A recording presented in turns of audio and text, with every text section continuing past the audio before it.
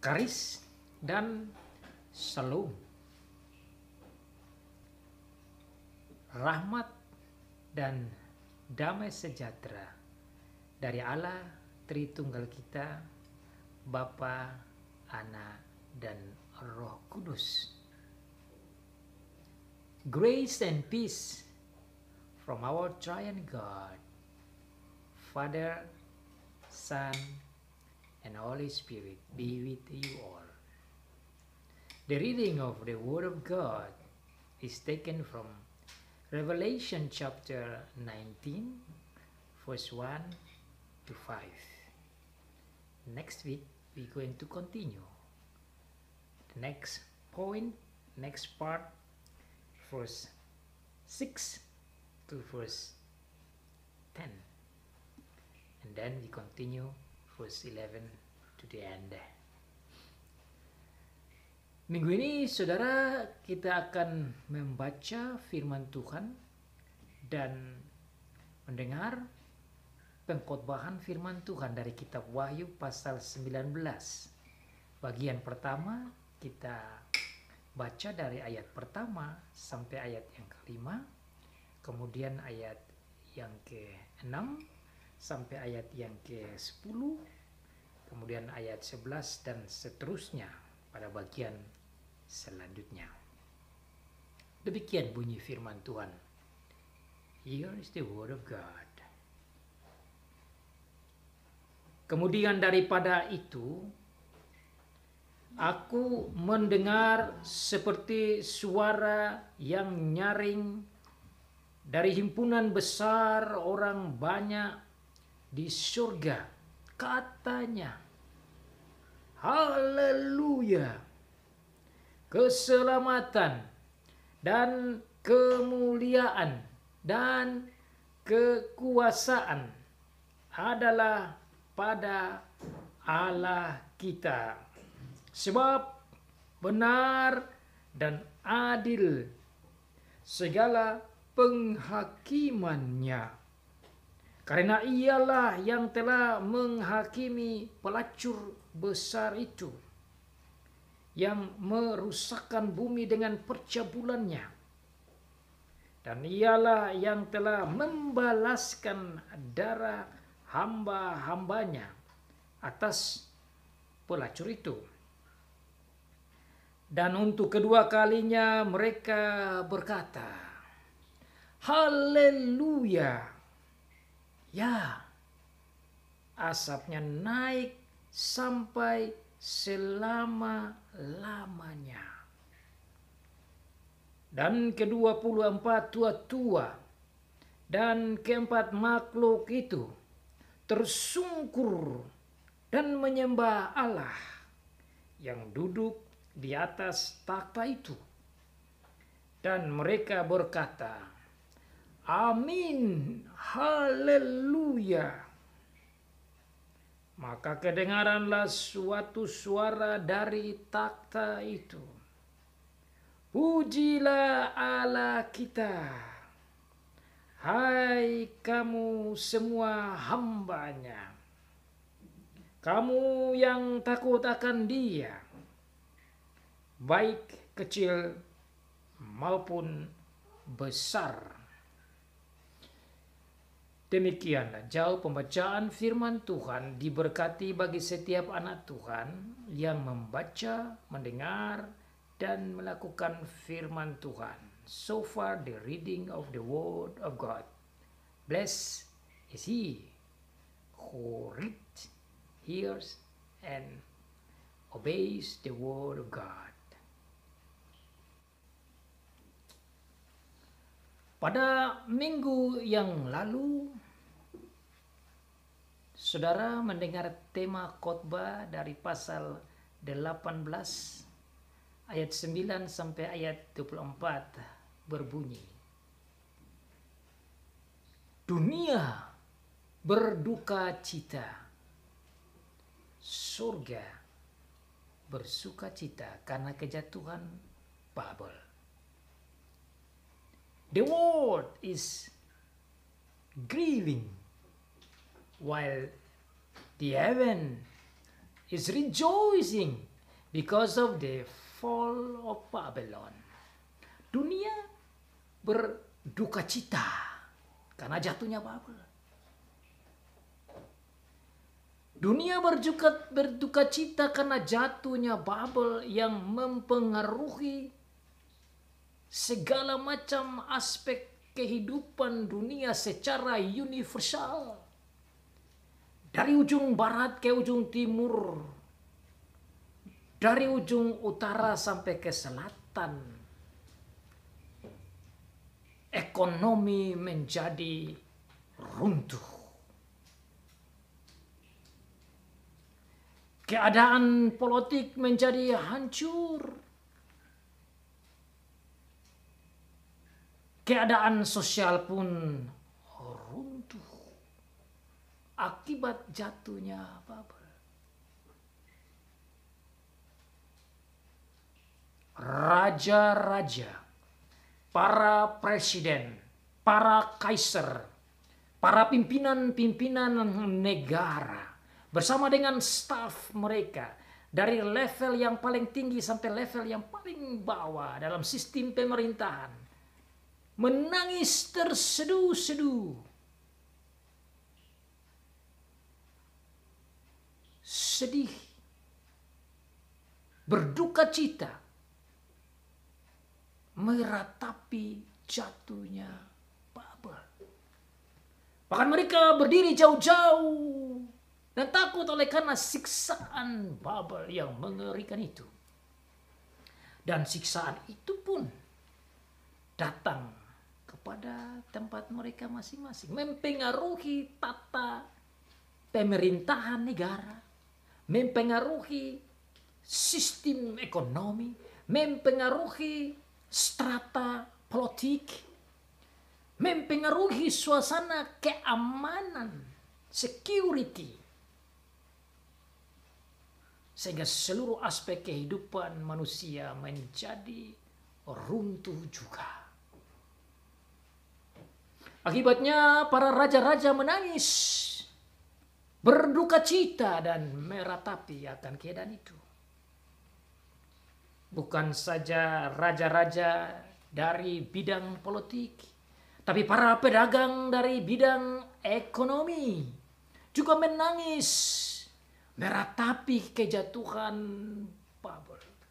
Karena segala macam kemewahan dan segala macam barang-barang yang mereka butuh, yang mereka jual, yang mereka inginkan, semua itu tidak bisa dibeli, sehingga ekonomi menjadi stagnan dan terjadilah krisis ekonomi secara universal. Universal economy crisis all over the world. Jadi saudara, para pedagang menangis.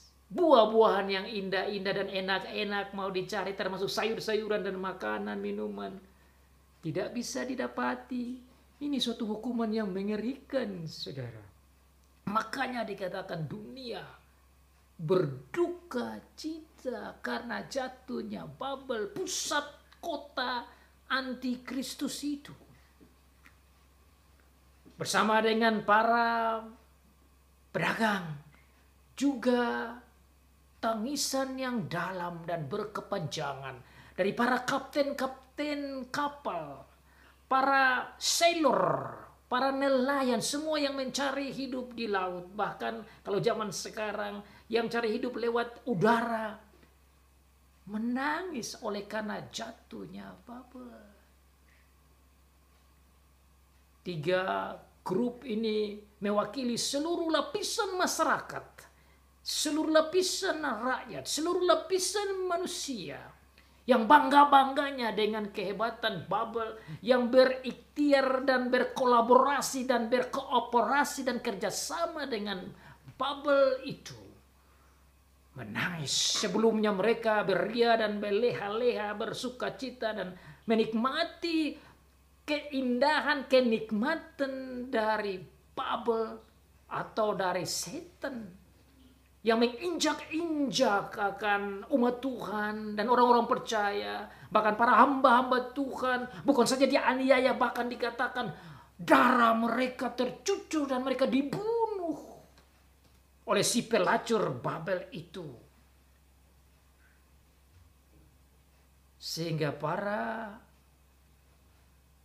orang percaya, pengikut Tuhan, menderita, sengsara, bahkan mati di tangan si pelacur Babel dan kroni-kroninya.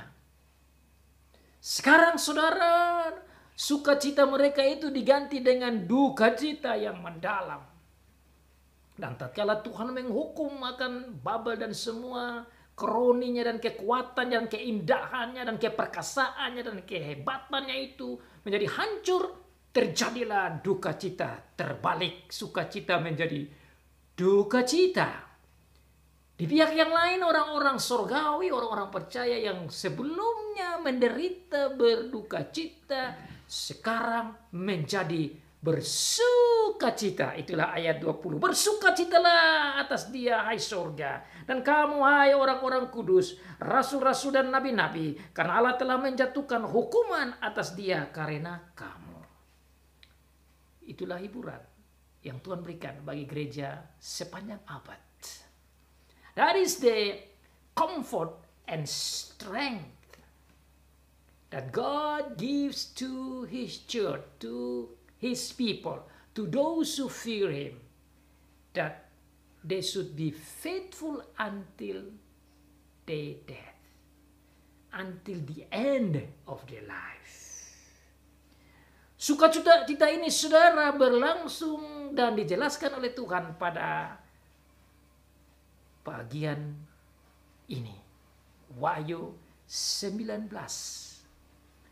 Wahyu 19 menceritakan, menyaksikan tentang sukacita di surga itu. Dan saat ini saya memberikan tema kepada kita, sukacita yang dinyanyikan oleh orang surgawi karena jatuhnya Babel. Nyanyian sukacita yang berpusat pada Tuhan itu dinyanyikan oleh orang-orang surgawi karena jatuhnya Babel. Kita akan melihat tentang dasarnya nyanyian sukacita ini. Kita akan melihat tentang isi dari nyanyian sukacita ini. Dan kita juga akan melihat akan tujuan, sasaran, arah nyanyian sukacita ini. Nyanyian sukacita di surga karena jatuhnya Babel, atas jatuhnya Babel. The song of rejoice or joy, the song of joy in heaven because of the fall of Babylon.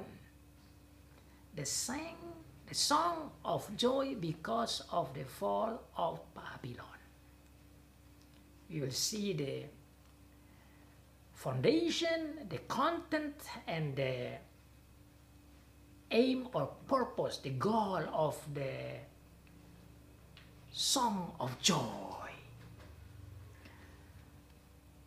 Nyanyian atau lagu sukacita di surga karena jatuhnya Babel.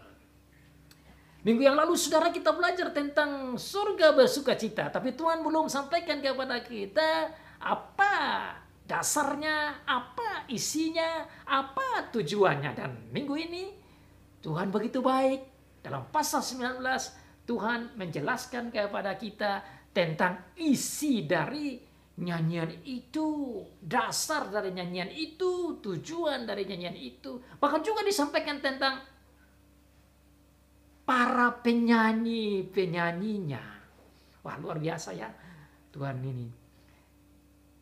Dia menceritakan tentang indahnya kemenangan atas antikristus, kemenangan atas setan, kemenangan atas pengikut-pengikut setan, kemenangan atas kerajaan setan.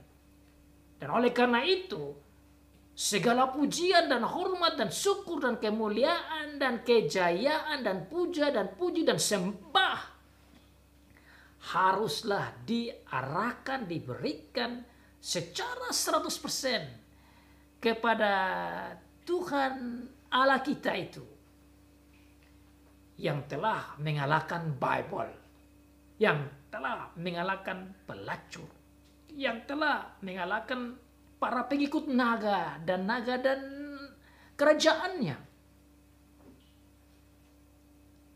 Maka pujian diberikan. Kenapa pujian diberikan? Ada dasarnya. Dasar pujian sukacita. We will see the foundation, the reason why they sing this joyful song to the Lord. The foundation is about the act of God. The act of God in justice. Because of His justice, His truth, the true and just of God in His judgment upon the harlot, upon Babylon. Dasarnya karena action, karena tindakan dari Tuhan Allah dalam menunjukkan kebenarannya dan keadilannya di dalam menghakimi akan Babel yang sombong, yang jahat, yang buas, yang menghancurkan para orang percaya dan hamba-hamba Tuhan dan nabi-nabi dan rasul-rasul dan umat Tuhan itu mendapat penghakiman Tuhan dan penghukuman Tuhan. Tuhan menghukum dia, dan akibat hukuman itu dia menjadi desolasi, menjadi sunyi, menjadi sepi, menjadi telanjang, dibakar bahkan dimakan sendiri oleh para kroni-kroninya, seperti dijelaskan dalam pasal 17 ayat yang ke-16.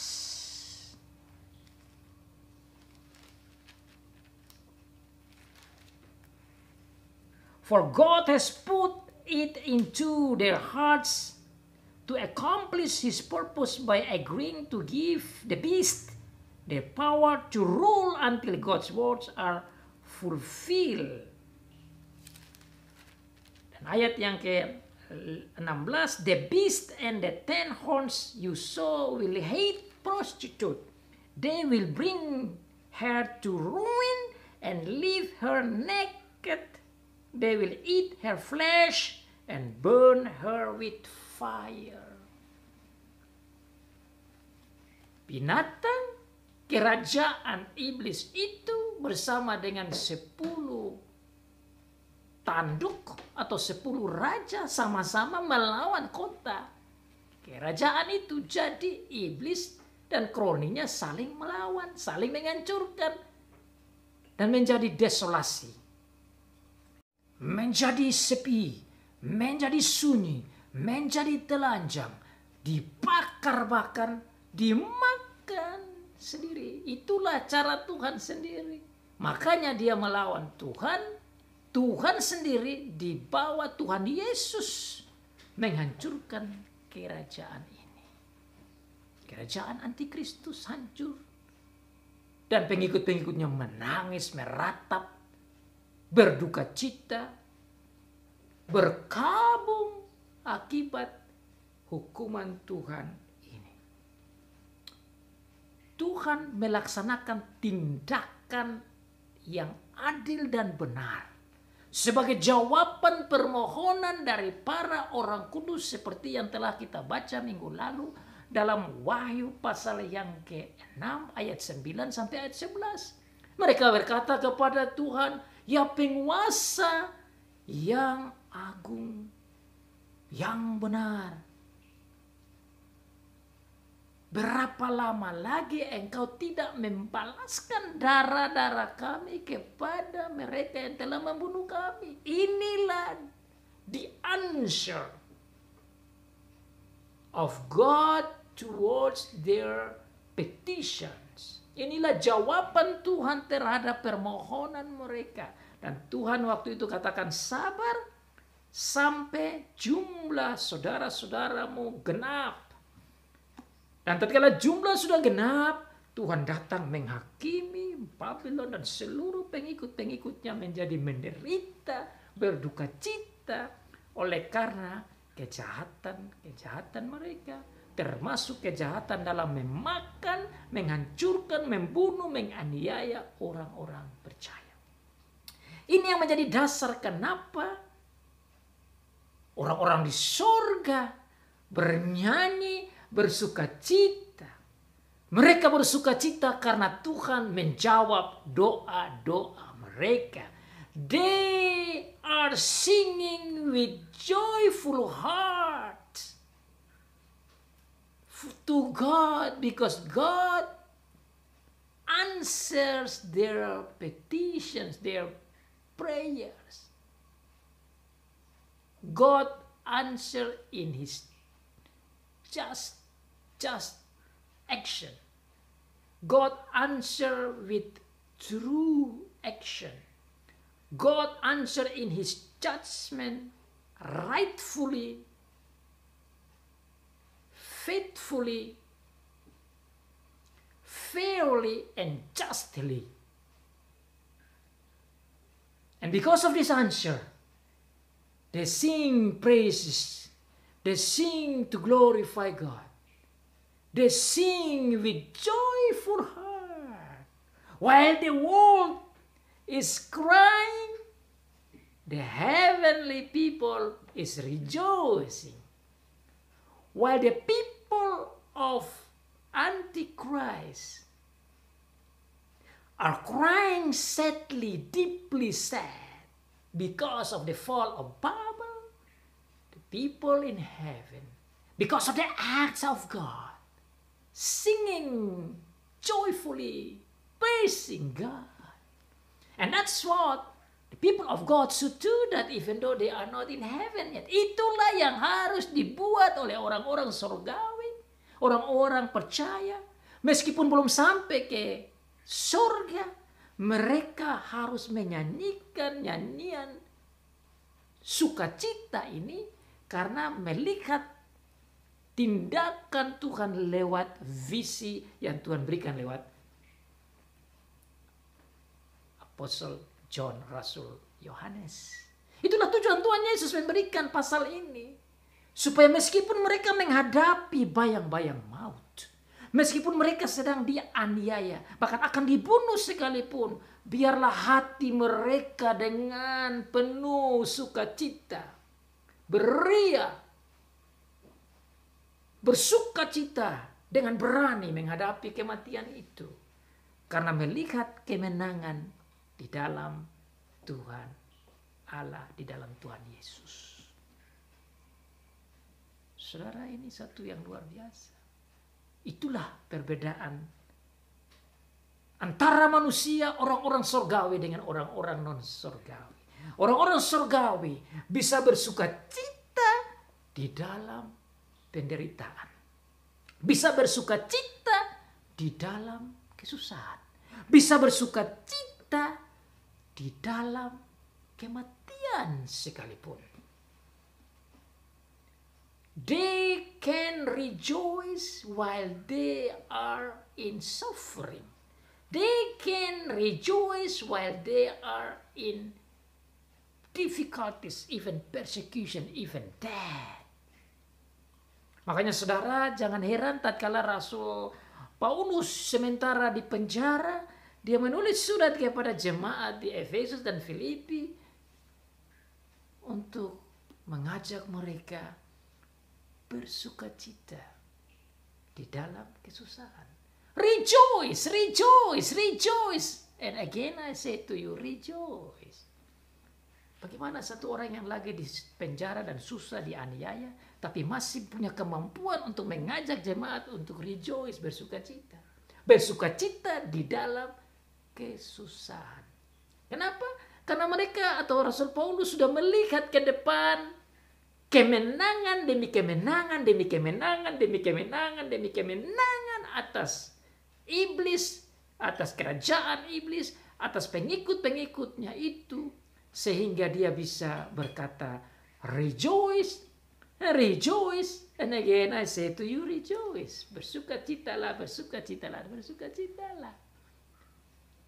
Itu juga tujuan Tuhan Yesus supaya mereka umat Tuhan yang pertama membaca kitab Wahyu pasal 19 yang ada dalam bayang-bayang maut atau sementara menghadapi kematian ataupun sudah melihat kematian demi kematian yang dibuat oleh para kaisar dan semua yang tidak percaya, yang begitu buas membasmi orang-orang percaya, yang harus menghadapi binatang buas dan digoreng dan dibakar dan lain sebagainya itu, berani menghadapi itu dan bisa bernyanyi di dalam api secara jiwa, secara rohani karena melihat kemenangan ini, karena melihat kejatuhan Babel, kejatuhan iblis dan kerajaan itu, mereka boleh bersama dengan orang percaya di sorga beria-ria bernyanyi karena action daripada Tuhan terhadap iblis dan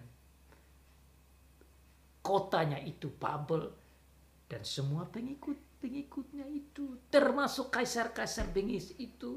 Di hadapan orang percaya sebenarnya mereka kalah dan sebentar lagi akan menangis. Maka terdengarlah suara seperti suara nyaring dari himpunan besar. Ini adalah isi penglihatan dalam pasal 19. Kemudian daripada itu aku mendengar seperti suara yang nyaring dari himpunan besar orang banyak di sorga. Himpunan orang banyak di sorga ini, dia dengar mereka menyanyi bersorak-sorak. Rasul mendengar seperti suara himpunan besar orang banyak. Saya ingin menggarisbawahi suara yang nyaring dari himpunan besar orang banyak. Saudara tahu suara yang nyaring? Sering Alkitab menggunakan suara yang nyaring itu bunyinya seperti air bah karena nyanyian suara, kumpulan suara begitu banyak orang. Saudara kalau pernah mendengar nyanyian paduan suara, saya pernah mendengar paduan suara yang jumlahnya sekitar 450 orang. Waduh, itu suaranya luar biasa. Itu baru 450 orang. Tapi kalau yang dibicarakan di sini saudara, ini bukan 450 orang. Tetapi kumpulan himpunan besar, great multitude of people. Ini berarti bukan 450 tetapi bisa miliar. Ataupun puluhan juta atau ratusan juta orang yang diselamatkan. Tuhan tidak sebut berapa banyak, tetapi dikatakan great multitude, bahkan dikatakan di ayat lain tidak bisa dihitung jumlah orang percaya. Saya banding saja saudara, misalnya dalam pasal yang ke-7, tatkala Rasul menjelaskan tentang penglihatan kumpulan orang banyak, dikatakan begini tentang orang banyak yang diselamatkan itu, ayat 9, kemudian daripada itu aku melihat sesungguhnya suatu kumpulan besar orang banyak yang tidak dapat dihitung banyaknya. Tidak dapat dihitung banyaknya. Ini ungkapan tentang orang-orang surgawi, orang-orang yang diselamatkan, saudara. Orang-orang inilah yang mengangkat dan memuji-muji Tuhan dengan sukacita itu.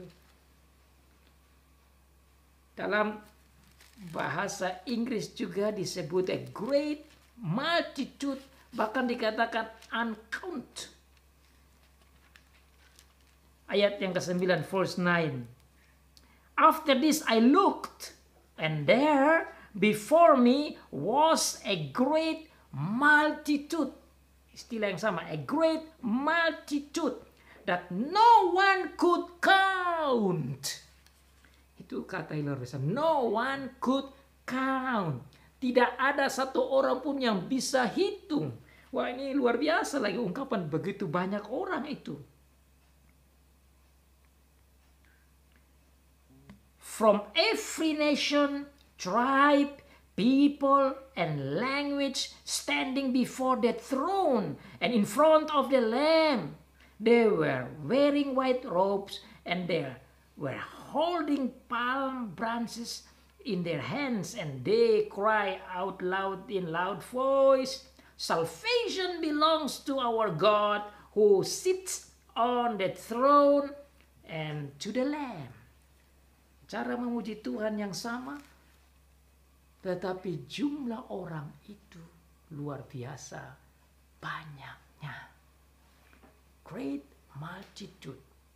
Jumlah yang besar. That no one could count. Di mana tidak bisa dihitung banyaknya. Himpunan besar orang banyak. Dalam pasal sebelumnya, saudara, pasal 4, pasal 5, kita sudah belajar tentang ungkapan simbol-simbol yang akan kita lihat juga di pasal ini tentang siapakah itu yang memuji-muji Tuhan. Great multitude, orang-orang banyak, ini siapa? Saudara lihat di sana dijelaskan juga dalam ayat yang keempat. Saya ayat 1, saya lompat ke ayat 4 karena di situ dijelaskan siapa itu. Dikatakan, dan ke-24 tua-tua dan keempat makhluk itu tersungkur dan menyembah Allah dan duduk di atas takhta itu, dan mereka berkata, "Amin, haleluya." Saya melihat ke-24 tua-tua tidak lain adalah lambang dari jemaat di Perjanjian Lama dan jemaat atau anggota gereja di Perjanjian Baru. Kumpulan dari mereka yang percaya Tuhan dan diselamatkan di dalam Tuhan Yesus. Yang di Perjanjian Lama yang telah melihat ke depan tentang Tuhan Yesus, dan mereka yang di Perjanjian Baru yang percaya kepada Tuhan Yesus dan diselamatkan di dalam Dia ini, terhitung di dalam great multitude ini. Terhitung di dalam jumlah himpunan orang yang besar, yang datang dari segala bangsa dan suku dan bahasa dan kaum. Termasuk saudara dan saya ada di dalamnya. Memuji-muji Tuhan. Bersama dengan mereka itu juga ada keempat makhluk. Keempat makhluk, saudara, juga saya menafsir sebelum dalam pasal 4 dari kitab Wahyu. Saya melihat sebagai pimpinan para pemimpin atau jenderal, atau bahasa Inggrisnya the archangel. Malaikat agung yang tertinggi itu, yang ada dekat dengan takhta Allah itu. Mereka juga menyembah Allah. Mereka juga memuji Allah. Dan bersama dengan mereka, malaikat begitu banyak yang tidak bisa dihitung itu juga bernyanyi, bersorak-sorak bersama dengan umat Tuhan, bersama dengan orang percaya, bersama dengan semua orang yang percaya dari Perjanjian Lama dan Perjanjian Baru, berkumpul untuk memuji-muji Tuhan dengan sukacita karena Babylon jatuh, karena iblis kalah, karena pengikut-pengikutnya menangis dan bersedih. Kejatuhan Babel, kejatuhan kerajaan antikristus, kota antikristus itu membuat mereka bersorak, bersuka-suka cita. Rejoice in the Lord because of the acts of God justly towards Babylon. Itu yang harus menjadi sukacita dari gereja zaman sekarang juga. That should be the song of joy of the people of God even right now in this time. Haruslah menjadi juga nyanyian sukacita bagi gereja pada saat ini di akhir zaman sekarang.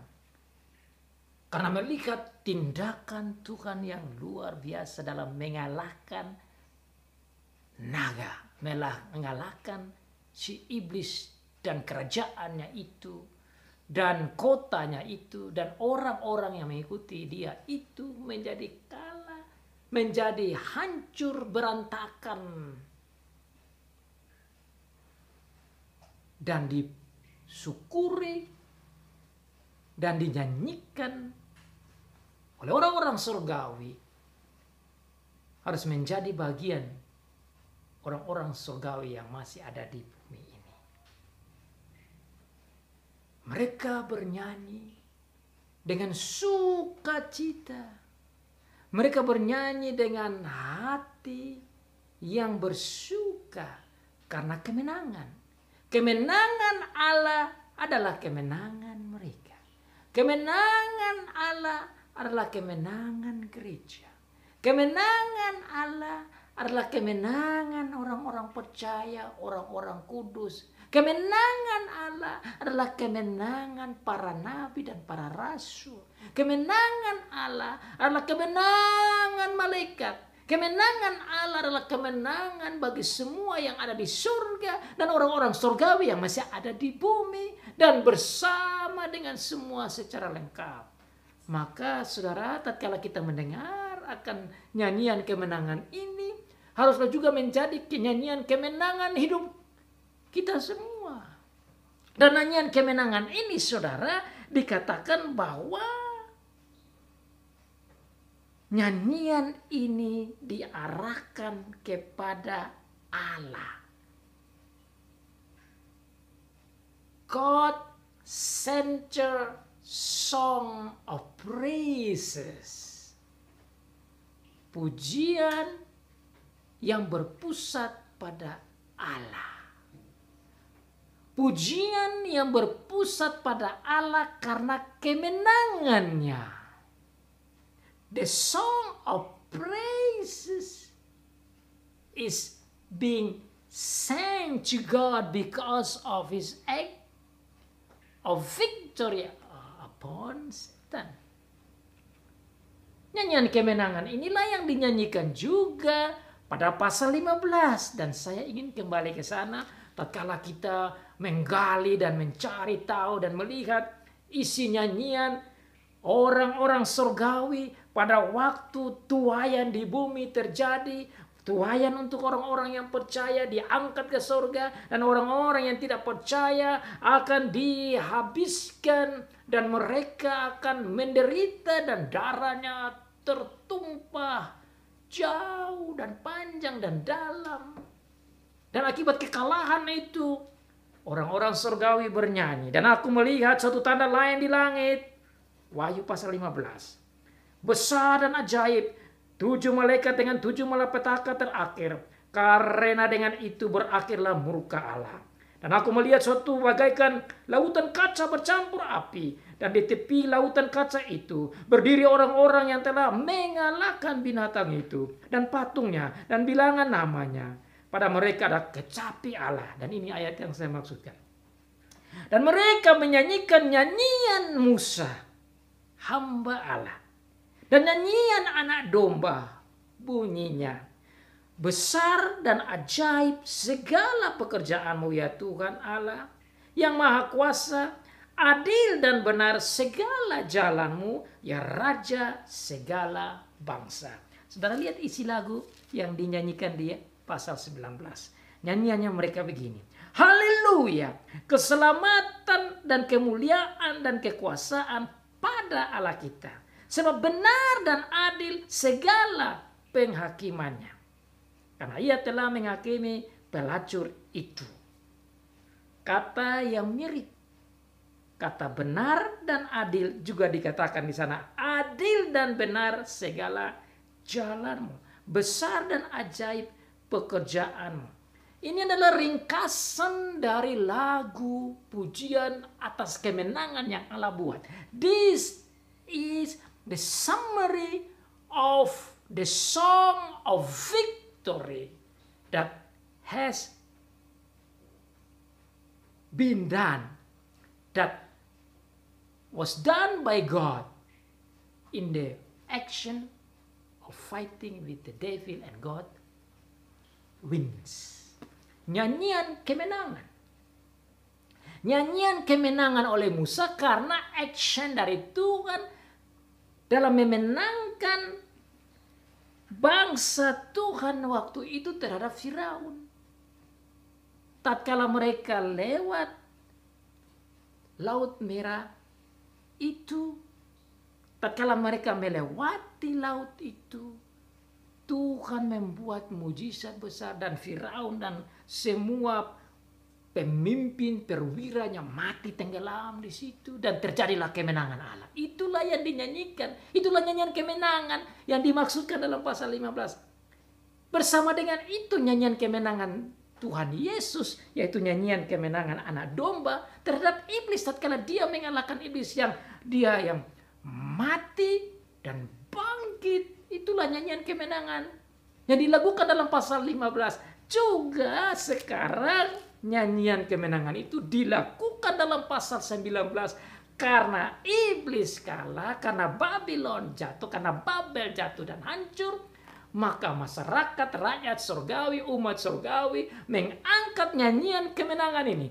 Jadi saudara, nyanyian kemenangan Tuhan itu, waduh, bisa saudara lihat di perjanjian lama. Saya mengingat lagi nyanyian kemenangan yang juga diangkat oleh orang surgawi, yaitu malaikat surgawi. Saudara ingat dalam Lukas pasal yang kedua, itu ada nyanyian surgawi yang luar biasa kalau saudara lihat. Karena kemenangan dari Tuhan di dalam mengambil langkah menurunkan juru selamat yang sebentar akan mengalahkan akan iblis. Lukas pasal 2 ayat yang ke-10 dan ayat yang ke-11, bahkan khusus ayat yang ke-14. Saya baca saja. Tatkala Tuhan Yesus dilahirkan, malaikat datang dan ada kata-kata dari malaikat. Ayat 13 saya baca, dan tiba-tiba tampaklah bersama-sama dengan malaikat itu sejumlah besar bala tentara sorga. Ini udah bicara tentang para inhabitants, penduduk sorga yang dari sorga datang membawa nyanyian sukacita, nyanyian kemenangan. Katanya begini, kemuliaan bagi Allah di tempat tinggi yang maha tinggi, dan damai sejahtera di bumi di antara manusia yang berkenan kepadanya. Mereka menyanyi, memuji Tuhan. Ini nyanyian sukacita sekaligus menunjukkan kemenangan Tuhan yang datang nanti akan mengalahkan iblis secara sempurna di dalam Tuhan Yesus. Itu menurut saya nyanyian sukacita yang dilakukan oleh orang-orang surgawi, yaitu oleh para malaikat itu. Dan harusnya juga saudara dan saya menyanyi oleh karena sukacita datangnya Tuhan Yesus. Itu yang pertama. Sukacita, nyanyian sukacita yang lain yang saya bisa catat yaitu tatkala Tuhan Yesus itu mati dan bangkit. Itu juga menjadi sukacita yang luar biasa. Karena itulah kemenangan. Itu yang dicatat juga di dalam pasal 15. Dan kemenangan ini karena dibuat oleh Allah, maka pujian harusnya juga kepada Allah. Dan sebentar kita akan gali isinya itu. Nyanyian sukacita yang lain yang saya bisa catat yaitu tatkala Tuhan Yesus naik ke surga yang kita peringati baru-baru. Itu adalah juga nyanyian sukacita. Nyanyian sukacita yang lain saudara yang bisa kita catat yaitu tatkala Tuhan Yesus ada di sana menguasai surga dan bumi yang duduk di sebelah kanan Allah. Dan kemudian dia mencurahkan Roh Kudus dan berdiam dalam hati kita. Itu juga harus menjadi nyanyian sukacita. Kemudian nyanyian sukacita yang lain saudara. Tuhan Yesus yang punya kuasa di surga dan di bumi menyertai kita sampai selama-lamanya dan tinggal di dalam Roh Kudus dan menolong kita dengan Roh Kudus sebagai guru batin kita. Nyanyian sukacita yang lain yaitu kita menantikan kedatangan dia yang kedua kali. Sekaligus melihat kekalahan daripada iblis secara komplit. Itu nyanyian sukacita. Dan nyanyian sukacita ini digambarkan sekarang dalam pasal 19 yang harusnya dinyanyikan, dilakukan oleh semua orang percaya. This kind of song of joy, of victory must be sang by each of people of God, by you and me, while we are still in this earth, and even with the people in heaven.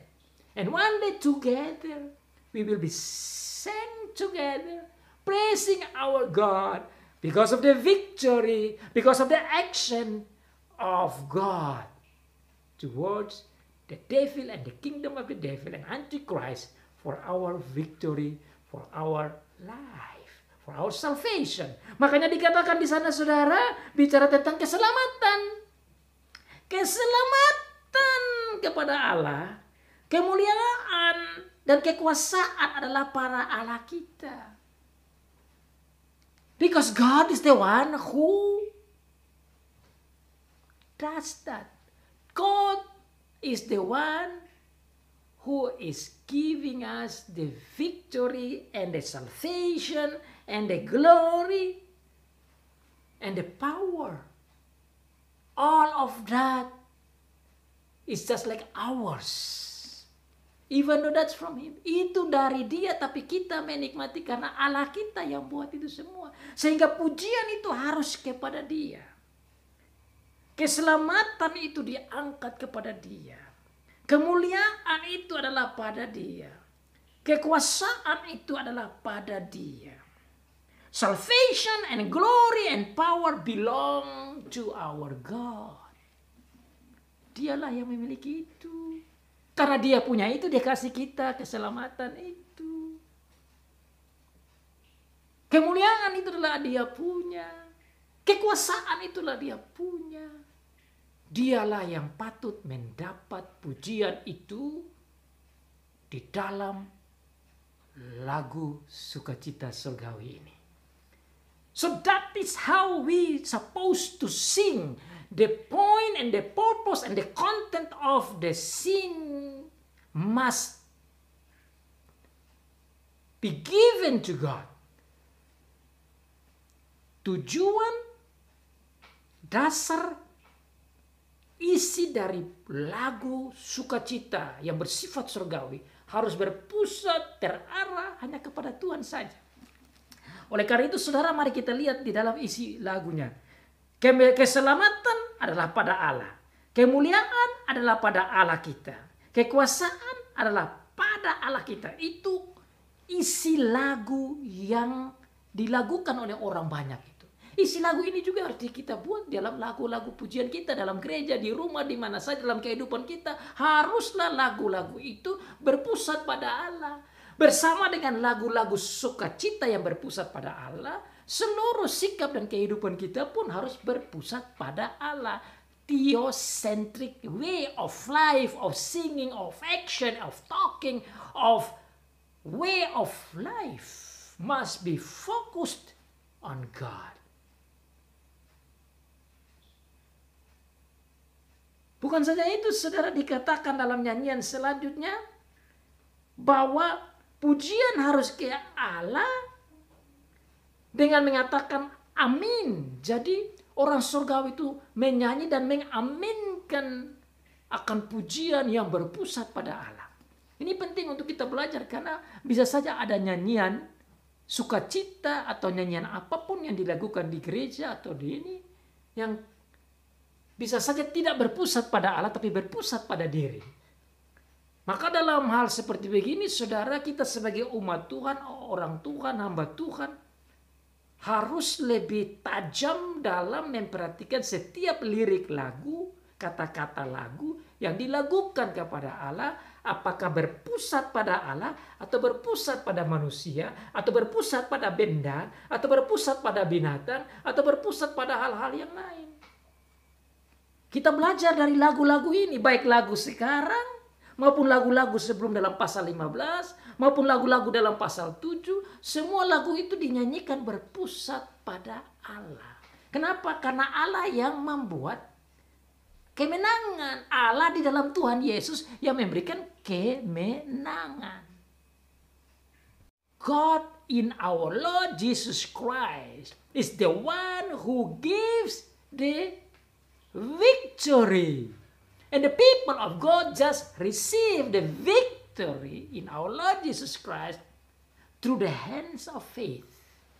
Hanya lewat tangan iman kita menerima kemenangan demi kemenangan, bahkan keselamatan dan bahkan kemuliaan yang akan diberikan kepada kita. Bahkan kekuasaan juga Dia berikan kepada kita. Dan kita hanya terima itu dengan tangan iman. We only just accept or receive it with the hands of faith. Hanya percaya saja dalam Dia, itu yang diminta. Maka orang yang punya tangan iman itu di dalam kehidupan sehari-hari harus menunjukkan nyanyian-nyanyian sukacita surgawi yang berpusat kepada Allah, mengingat pada aksen-aksen Allah yang telah mengalahkan iblis dan kroni-kroninya dan kerajaannya. Itu diringkaskan dengan kata haleluya. Sudah lihat di situ kata haleluya ada 4 kali disebut di sana.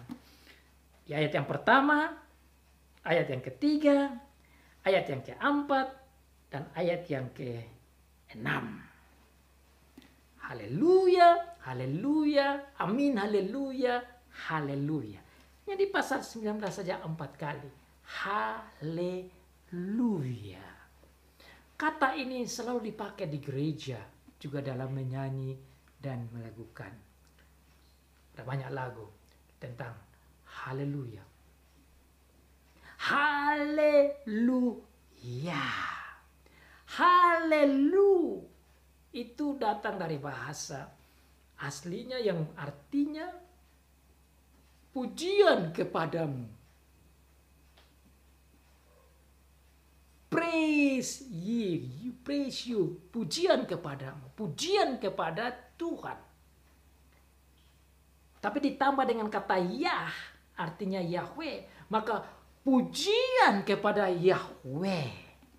Ini selalu dipakai di perjanjian lama, misalnya Mazmur-Mazmur, contoh Mazmur 115, banyak Mazmur yang selalu diawali bahkan diakhiri dengan kata haleluya, pujian kepada Yahweh. Bahkan ini juga dikatakan di dalam wahyu kita ini. Pujian kepada Yahweh. Pujian artinya hormat, artinya syukur, artinya kemuliaan itu dikasih kepada penyembahan itu dikasih kepada Tuhan.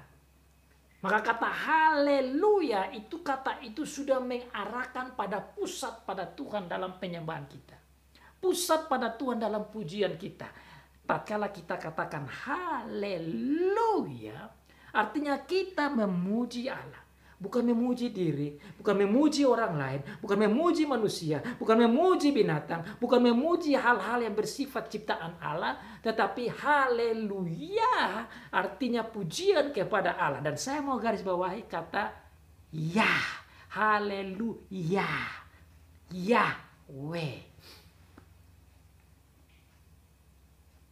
Orang-orang di perjanjian lama, orang-orang Yahudi, tatkala mereka katakan begitu, mereka udah mengerti karena itu memang bahasanya mereka.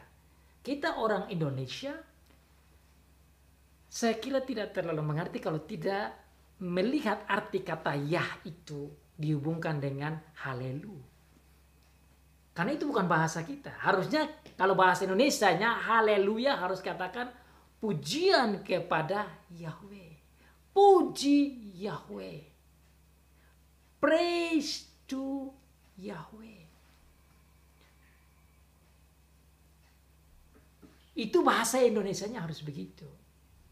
Puji Yahweh. Nah, haleluya, puji kepadamu Yahweh. Siapa itu Yahweh? Nah, ini juga kalau tidak dijelaskan, kita juga tidak terlalu mengerti. Tapi bagi orang di perjanjian lama yang selalu mengerti akan apa yang Tuhan jelaskan, sejak dari kisah pasal 14 tatkala Tuhan memperkenalkan dirinya siapa dia, yaitu Yahweh namanya, itu menunjukkan dia sebagai Allah perjanjian, covenant God. So, jadi tatkala orang katakan haleluya, puji kepada Yahweh sama dengan puji kepada Allah perjanjian, Allah yang berjanji setia, yang selalu ada bahwa aku adalah aku itu, gitu. Jadi tatkala dikatakan di sini haleluya, haleluya, haleluya, amin, haleluya, haleluya, yang membaca kata haleluya di sini, yang mengerti arti haleluya, dia tahu bahwa ini artinya pujian kepada Yahweh Allah perjanjian. Kenapa Allah perjanjian ini penting? Karena bagi bangsa Israel tatkala mereka menyebut nama Yahweh, Mereka ingat nama Allah yang Tuhan Allah sendiri kasih kepada Musa untuk sampaikan kepada mereka. Bahwa namanya adalah Yahweh, yang artinya aku adalah aku. Yang artinya akulah yang berjanji dan aku memenuhi janjiku. Di perjanjian lama dan dipenuhi di perjanjian baru. Sebagai Allah perjanjian yang setia. Tatkala dinyanyikan tentang lagu dan kata haleluya, puji kepada Yahweh, mereka langsung mengingat seluruh aksen-aksen dari Allah perjanjian. Bagi bangsa Israel itu dalam sekali.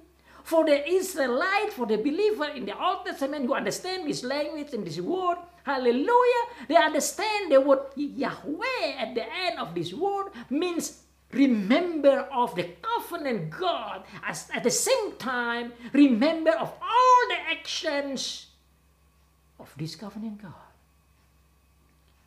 Ini yang saudara dan saya juga harusnya dalami itu, karena memang kita bukan orang Israel yang dari sana yang diajar seperti begitu.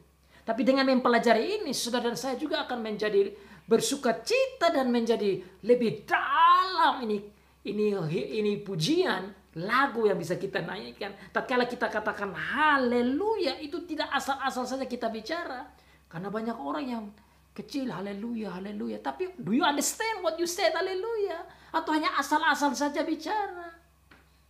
Some people only say haleluya so lightly. Ada orang yang hanya sebut kata haleluya begitu ringan saja. But do you understand? Apakah saudara mengerti?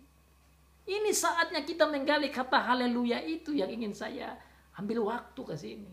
Karena bagi orang Israel dan Tuhan mau bahwa umatnya tatkala menyanyikan dan mengangkat kata haleluya, mereka mengingat akan Yahweh, mereka mengingat Dia sebagai Allah perjanjian, mereka ingat akan janjinya, mereka ingat akan kata-katanya, mereka ingat akan aksen-aksennya, mereka ingat akan kemenangan-kemenangan yang Dia buat, mereka ingat akan kuasanya, mereka ingat akan keadilannya, mereka ingat akan kebenarannya, mereka ingat akan keselamatan yang diberikan, mereka ingat akan kemuliaannya, mereka ingat akan kekuasaannya, mereka ingat akan kehebatannya, mereka ingat akan kesetiaannya, mereka ingat akan kehebatannya, mereka ingat akan semua yang Dia buat selama mereka alami dan mereka pelajari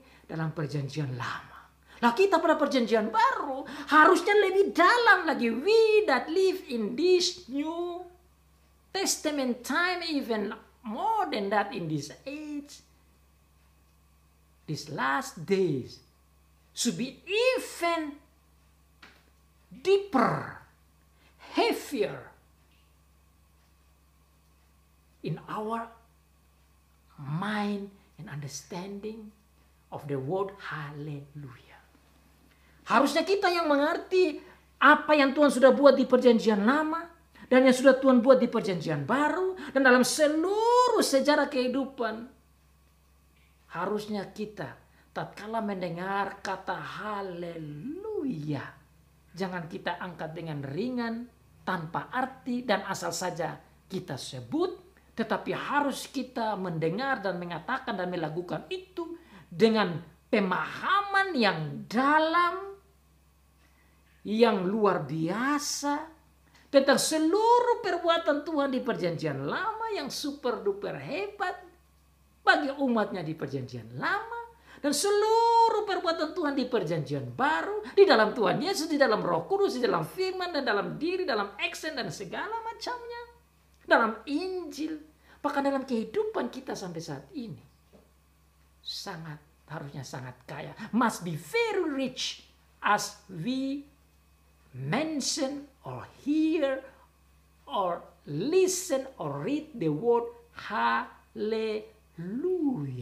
At the same time, it should be a comfort word for us because of remember of His love and His power and His faithfulness and His joy and His salvation and His glory and His power and His mighty and His wisdom, etc., etc. Harusnya kata itu memberikan kita kekuatan dan semangat dan sukacita dan keberanian dan kesetiaan, oleh karena mengingat seluruh yang dia buat di perjanjian lama, dalam penciptaan dan pemeliharaannya, dalam pemilihan dan dalam kasihnya, dalam perbuatan di perjanjian baru, dalam penebusannya dan dalam pengudusannya dan dalam kebersamaannya dan dalam kekuatannya. Itu haruslah membuat kita menjadi berani. So the word hallelujah should give us comfort and make us brave and give us strength in running our life. Membuat kita berani, membuat kita terhibur, membuat kita dikuatkan di dalam menghadapi suka dukanya hidup, suka senangnya hidup, kesulitannya hidup, menghadapi kekhawatiran hidup, menghadapi ketakutan hidup, menghadapi kejatuhan hidup, menghadapi kesedihan hidup, menghadapi berbagai macam pergolakan dan kesulitan, termasuk pandemi corona, virus dan varian-varian yang baru, bersama dengan berbagai macam kejahatan yang datang, menghantam dan mengarah kepada kita. Kata haleluya haruslah mengingat akan Tuhan Allah perjanjian yang setia. Yang setia kepada gereja di perjanjian lama. Yang setia pada gereja di perjanjian baru di dalam Tuhan Yesus dan Roh Kudus dan firman-Nya. Yang setia dengan tinggal bersama dengan kita. Kita harus merasa sukacita dan dikuatkan. Dan boleh mengangkat pujian kita setiap saat. Dengan penuh sukacita bagaikan nyanyian para orang kudus di sorga. Menyanyi dengan sukacita karena kemenangan demi kemenangan yang Tuhan Allah buat. Dan oleh karena itu, bersama dengan firman yang keluar dari sorga, dalam ayat yang kelima dikatakan suatu suara dari takhta itu berkata, pujilah Allah kita, hai kamu hamba-hambanya, kamu yang takut akan Dia, besar maupun kecil. Inilah sebuah suara seruan yang disampaikan oleh Tuhan. Lewat, saya tidak tahu ini suara dari Roh Kudus atau Tuhan Yesus atau malaikat yang tertinggi. Tetapi dikatakan ada suara dari takhta. Suara dari takhta. Di takhta itu ada Bapa, ada Roh Kudus, ada Tuhan Yesus. Ada juga dekat situ malaikat-malaikat tertinggi, archangel. Tidak dikatakan di sini siapa, tapi saya berpikir ini juga dari Tuhan karena dari takhta itu. Bilang apa? Kita harus memuji Allah. Pujilah Allah kita. Dikatakan Allah kita berarti Allah dari semua orang percaya. Ini arti daripada haleluya itu. Puji kepada Allah kita yang Allah perjanjian. Siapa yang harus memuji? Kamu semua hambanya. Siapa itu hambanya? Orang-orang percaya, para hamba-hamba Allah, semua umat Tuhan yang kecil maupun besar harus memuji Tuhan. Itu adalah tujuan dari nyanyian ini. That is the goal. The goal is all glory and praise to God. That is the goal. Itulah tujuan. Pujian kepada Allah. Siapa yang harus memuji? Orang percaya, hamba-hamba Tuhan, orang-orang kudus, gereja sepanjang abad. Baik gereja sepanjang abad yang sudah ada di surga maupun yang masih ada di bumi, dipanggil untuk memuji Tuhan, dipanggil untuk memuliakan Tuhan dengan penuh sukacita, sambil mengingat bahwa Dia adalah Allah perjanjian yang setia, yang ada dan sudah ada dan yang akan datang. Dia yang Benar-benar aku adalah aku, saya adalah saya, I am who I am, Yahweh the covenant God, who always faithful with His church through our Lord Jesus Christ, as well as the Holy Spirit. God who always be with us. He is the one who's supposed to be glorified, to be praised forever and ever. Dialah yang patut dipuji, dimuliakan, disembah sampai selama-lamanya. Saudara lihat di sana, mereka semua tersungkur. Dan ini kata yang sering saya jelaskan, kata menyembah di sini bukan artinya menyembah seperti kita di gereja bangun duduk, tapi dikatakan sana menyembah itu mukanya sampai kepada lantai. Itulah cara penyembahan, bahasa aslinya begitu.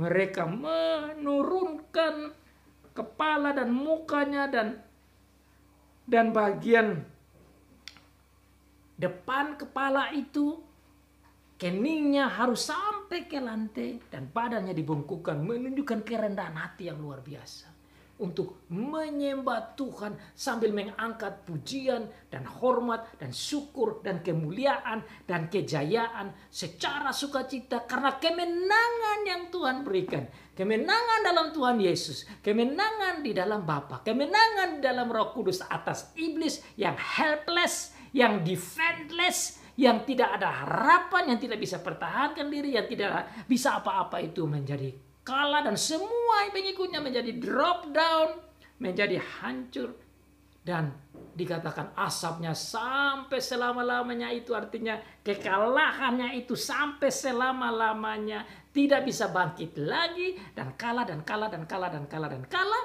di dalam Tuhan dan menang dan menang dan menang dan menang dan menang dan never ending menang yang harus dipuji dan dipuji dan dipuji, never end, glorify, singing of joy all over every time. Pujian kepada Tuhan yang tidak pernah berhenti dalam sukacita karena jatuhnya Babel oleh karena pekerjaan Tuhan yang super luar biasa. Mari kita puji Tuhan. Haleluya.